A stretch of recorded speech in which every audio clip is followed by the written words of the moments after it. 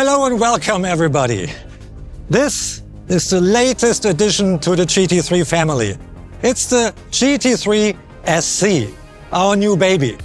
It's a convertible. The C stands for convertible.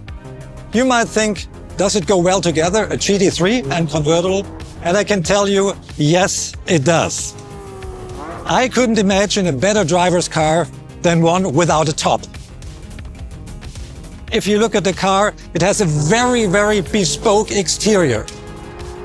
It starts with a GT3 front end, the GT3 carbon fiber trunk lid, and it continues with the 911 ST's carbon fiber front fender and doors.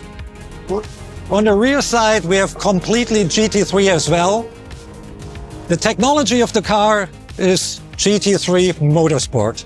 We have the 4-liter flat 6, revving to 9,000 RPM, mated to a 6-speed gearbox with a very short gearing.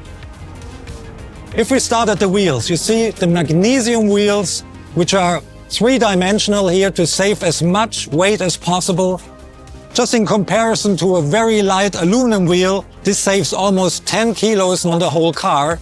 And it's a standard equipment on the GT3 SC.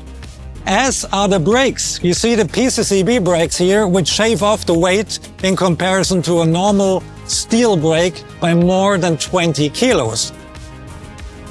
And we're especially proud of how cool the car looks. It has its own appearance. I like this crease here from the door. It gives the car a very sportive line. We play a little bit around with black details like this flaps here, the black A-pillar, the black stone guard, and on the back, the black diffuser. So it's very subtle and it's very in harmony. So now let's have a look at the back of the car. Normally, one of the nicest sides of a 911. Look at this. I mean, it's so beautiful. It consists of many new parts.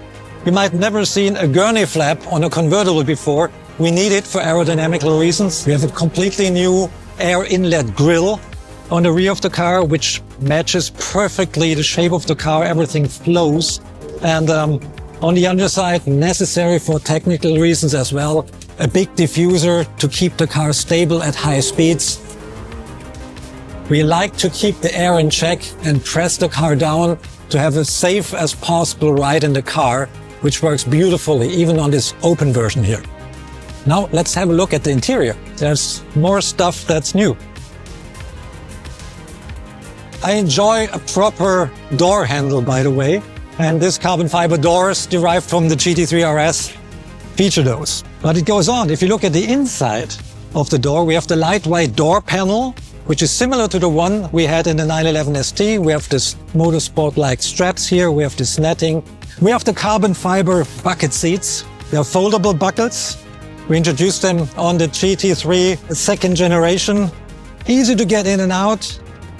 Manually adjustable. I like that because it's just quicker. Same goes for the steering wheel. We have a perforated leather. We have carbon fiber as a standard trim in the car, which fits nicely to the purpose of the car. And here you have the ultra short gear lever of the 911 ST. So this 6-speed gearbox gives a lot of power to the rear wheels and a lot of capability to overtake and to just have fun in the car because there's so much torque and power available. And as you know, as usual, we're a little bit old school sometimes in GT department, so we kept the turnkey switch instead of a button here. This is our new GT3 Open Air Festival. A purebred driver's car weighing in at less than 1,500 kilos with all the GT3 technology. One little anecdote from the development team. This car was the winner in the category most miles per miles. Everybody wanted to drive it, and it's still like that. I want to own one personally. It's so much fun. And the good thing about it, this everyday Speedster is not limited.